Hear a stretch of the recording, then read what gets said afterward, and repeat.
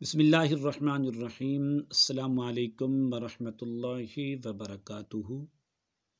वो कौन से गुनाह हैं जिसकी सज़ा अल्लाह तबारक व तआला दुनिया और आखिरत के अंदर इंसान को दे देते हैं।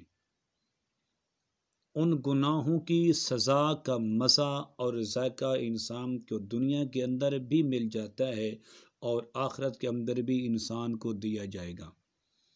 सैयदना हज़रत अलीयुल मुर्तज़ा शेर खुदा कर्रमल्लाहु वजहहुल करीम रज़ियल्लाहु ताला अन्हु, आपके बारगाह में एक नौजवान हाजिर होता है।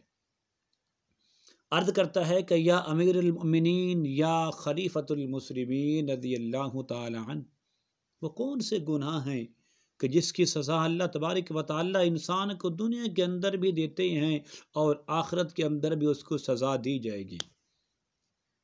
तो सैयदना हज़रत अलीयुल मुर्तज़ा शेर खुदा कर्रमल्लाहु वजहुल करीम रज़ियल्लाहु ताला अन्हु ने इरशाद फरमाया, है नौजवान, पहला गुनाह अपनी माँ और अपने बाप को तकलीफ़ देना।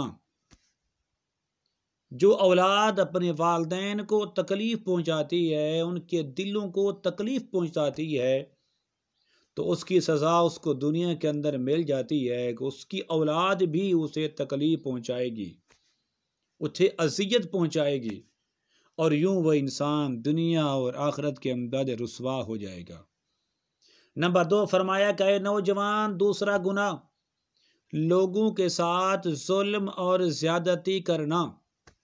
कि जो इंसान लोगों के साथ जुल्म और ज़्यादती करता है तो अल्लाह तबारक व तआला लोगों के दिलों में उस जालिम के लिए नफ़रत भर देता है, उसकी इज्जत को, उसकी कदर को निकाल देता है, तो वह इंसान दुनिया और आखिरत के अंदर ज़लील व ख्वार होकर रह जाता है।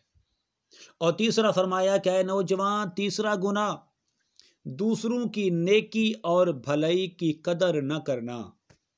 कि जो इंसान दूसरे मुसलमानों की, दूसरे इंसानों की नेकी और भलाई की कदर नहीं करता तो उसकी नेकी और उसकी भलाई की कदर नहीं की जाती, तो यूं वो इंसान दुनिया और आखिरत के अंदर ज़लील ख्वार होकर रह जाता है। तो यही वो 3 गुनाह हैं कि जिसकी सज़ा इंसान को दुनिया के अंदर भी मिलती है और मरने के बाद भी इंसान को उसकी सज़ा और उसकी का बदला इंसान को दिया जाता है।